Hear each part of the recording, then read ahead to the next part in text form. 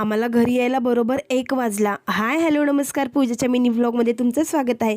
आज गोकुळाष्टमी आणि independence day दोन्ही एकाच दिवशी असल्यामुळे ना सार्थूला सगळ्यात अगोदर स्कूलला पाठवलं छान तयार वगैरे करून. त्यानंतर घरी आल्यावर मी तिच्यासोबत जरा लाड करत होते, कारण काय ना ती मॅडम रुसल्या होत्या त्यामुळे. मग मी स्वयंपाक वगैरे करून घेतला आणि संध्याकाळी आम्हाला ना देवाची पूजाही करायची होती, म्हणून मी एका साईडला शिरा केला आणि आईंनी पूजा केली. आणि सार्थू ना 2-3 दिवस झालं मोबाईलवर नुसतं राधा राधा बघते, म्हणून तिला मस्त असं राधा बनवून घेतलं होतं, कारण का तिला असं काय काय लुक करायला फार आवडतं. आणि माझी गोडू खूप सुंदर दिसत होती.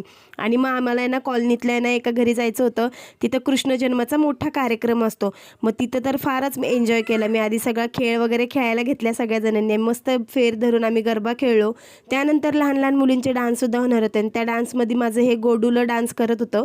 मग आम्ही परत घरात आलो. घरात आल्यानंतर सगळ्यांनी पाळणा वगैरे म्हटला आणि लगेच मग हंडी फोडायचा कार्यक्रम चालू झाला. आणि आमचा हा छोटा कृष्ण ना खूप गोड होता, अजिबात रडत नव्हता.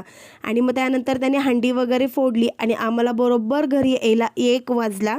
मग 1 वाजता आम्ही मस्त प्रसाद वगैरे घेऊन घरी आलो. आणि तोपर्यंत माझ्या मुली जाग्याच होत्या. त्या काय रात्रभर जाग्या राहतील, कारण का त्यांना अजिबात झोप नसते.